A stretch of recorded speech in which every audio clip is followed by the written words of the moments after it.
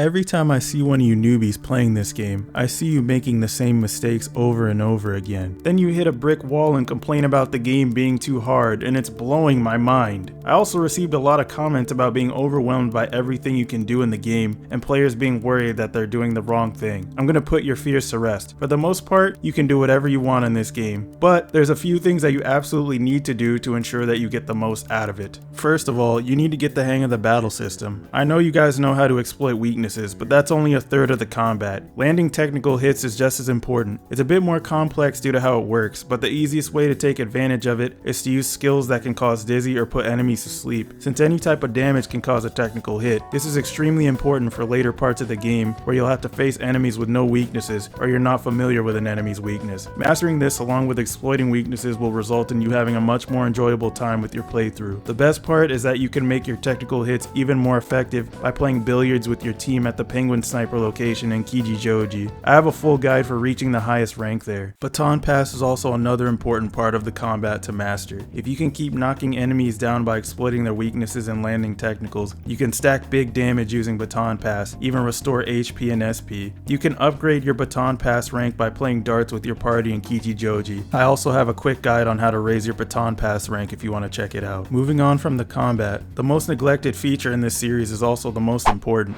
You need to be fusing personas in the Velvet Room, as many as you can whenever you have the opportunity. This way you have a huge arsenal of skills to choose from so you can tackle any scenarios that you can encounter. Put skills on your personas that make sense for their stats. Personas that excel in magic should get magic skills. Add some buffs. Add sleep and dizzy inflicting skills for technicals. Make sure your persona has a good trait that goes along with its skills as well. That way combat will go so much smoother for you. If you want to see the way I build some of my personas, check out some of my build videos so you can get an idea of how you can build them up. I also have more in-depth guides on how to use the Velvet Room. That's not all. You should be making good use of the utilities as well. Use the gallows to strengthen your personas. Itemize personas to get rare items. Make sure you take advantage of the fusion alarm mechanic. You can use this to make even stronger personas that get even better items from the gallows. If you reach rank 4 with a catchy, you'll be able to take your friends to the jazz bar in Kichijoji. Bringing your party here on certain days can increase their stats depending on the day that you bring them there. If a live singer is present, your gains for that day double. You can see what stats increase by interacting with the bar before you go inside. Every Sunday your character can learn a new move. Some of the best moves can be learned by going here, so make sure you visit often. Those stat boosts will come in handy later. The last thing you absolutely need to do is hang out with Maruki as much as you can. Maruki is a new addition to Persona 5 Royal. He's a counselor that helps the people at school through their troubles. He's got some of the best perks in the game, so it's definitely worth it. I'm not saying this because I adore the character or anything. If you want the full experience for this game,